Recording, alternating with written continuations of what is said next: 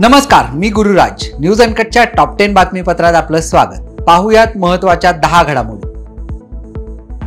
काँग्रेस नेते खासदार राहुल गांधी यांनी नागपुरात जाहीर केलेल्या पंचसूत्री कार्यक्रमाची खिल्ली मुख्यमंत्री एकनाथ शिंदे यांनी पवनी येथील जाहीर सभेतून उडवली आहे. कुणाचेही नाव न घेता ते म्हणाले की काल दिल्लीवरून एक फुसका फटाका येऊन गेला, थापासूत्री मारून गेला. त्यांची ही पंचसूत्री नव्हे तर थापासूत्री आहे, अशी टीका शिंदे यांनी केली आहे. काँग्रेस नेते सुनील केदार यांना राजेंद्र मुळक यांचा एवढा कळवळा होता तर त्यांनी सावनेर येथून आपल्या पत्नीऐवजी मुळकांना तिकीट द्यायला हवं होतं, कामटे येथून लढवायला हवं होतं. केदारांच्या पोटात कपट आहे, त्यांनी महाविकास आघाडीशी विश्वासघात केलाय, अशी टीका उद्धव सेनेचे पूर्व विदर्भ संपर्क प्रमुख भास्कर जाधव यांनी केली आहे. मुळकांना उतरवल्यावरून ठाकरे, शिवसेना आणि काँग्रेसमध्ये विदर्भात तणावाचे वातावरण आहे. महाविकास आघाडी आणि महायुतीकडून प्रचार सभांना सुरुवात झाली आहे. दोन्ही आघाडीकडून सोशल मीडियावरही कॅम्पेन जोरदार सुरू आहे. दरम्यान महाविकास आघाडीने लाडक्या बहिणींसाठी आणली यांनी बाधा या नावाचा एक कॅम्पेन व्हिडिओ बनवला आहे. या व्हिडिओ विरोधात राष्ट्रवादी काँग्रेस अजित पवार पक्षाने पोलिसात तक्रार दाखल केली आहे. राष्ट्रवादी युवक प्रदेशाध्यक्ष सूरज चव्हाण यांनी मुंबई पोलिसांना पत्र लिहून तक्रार दिली आहे. या तक्रारीमध्ये जाहिरातीमधील मजकूर आणि अजित पवारांच्या पात्राचा उल्लेख करत तक्रार दाखल करण्यात आली आहे.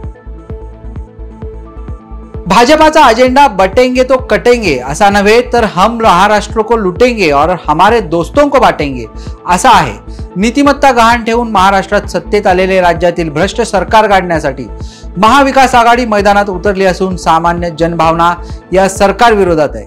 महाविकास आघाडीचे सरकार आल्यानंतर जीवनावश्यक वस्तूंचे 5 पटीने भाव वाढले असून हे स्थिर ठेवण्यात येईल अशी ग्वाही उद्धव सेना प्रमुख उद्धव ठाकरे यांनी दिली आहे. मनसे विद्यार्थी सेनेचे सरचिटणीस आणि वांद्रे उपविभाग प्रमुख अखिल चित्रे यांनी काल उद्धव ठाकरेंच्या शिवसेनेत प्रवेश केला. ठाकरे गटात प्रवेश करण्याआधी अखिल चित्रे यांनी एक पोस्ट करत आपल्या भावना व्यक्त केल्या होत्या.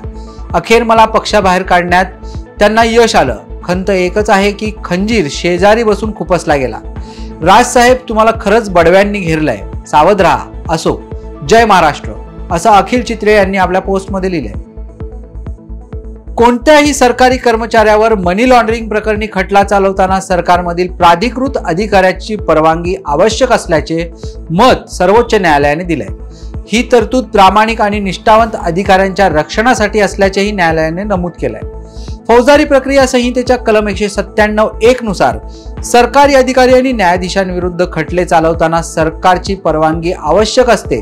हीच तरतूद आता मनी लॉन्ड्रिंग कायद्यातही लागू होते असे न्यायालयाने स्पष्ट केलंय. जम्मू काश्मीरच्या किश्तवाड जिल्ह्यातील कुंतवारा गावामध्ये दहशतवाद्यांनी हल्ला केलाय. यामध्ये गाव रक्षण समितीच्या 2 सदस्यांची हत्या करण्यात आली असून याचे फोटोही दहशतवाद्यांनी व्हायरल केले. पोलीस आणि सैन्याने शोध मोहीम सुरू केली असून मोहम्मद खलील आणि अमरचंद अशी हत्या झालेल्यांची नावे आहेत. उत्तर प्रदेशचे मुख्यमंत्री योगी आदित्यनाथ यांनी बटेंगे तो कटेंगेची घोषणा दिल्यानंतर विधानसभेच्या निवडणुकीत महाराष्ट्रातील अल्पसंख्याक समुदाय आपली मते कोणाच्या पारड्यात टाकतो याकडे सर्वांचे लक्ष लागले. राज्यात जवळपास 35 विधानसभा मतदारसंघ असे आहेत जिथे अल्पसंख्याक मतदार हा निर्णायक भूमिका बजावतो. आता या निवडणुकीत अल्पसंख्याक समाज कोणाच्या मागे उभा राहतो ते पाहणं महत्त्वाचं असणार आहे. देवेंद्र फडणवीस मुख्यमंत्री असताना राज्याच्या इतिहासात पहिल्यांदाच ओबीसी कल्याणासाठी स्वतंत्र खात्याची निर्मिती करण्यात आली.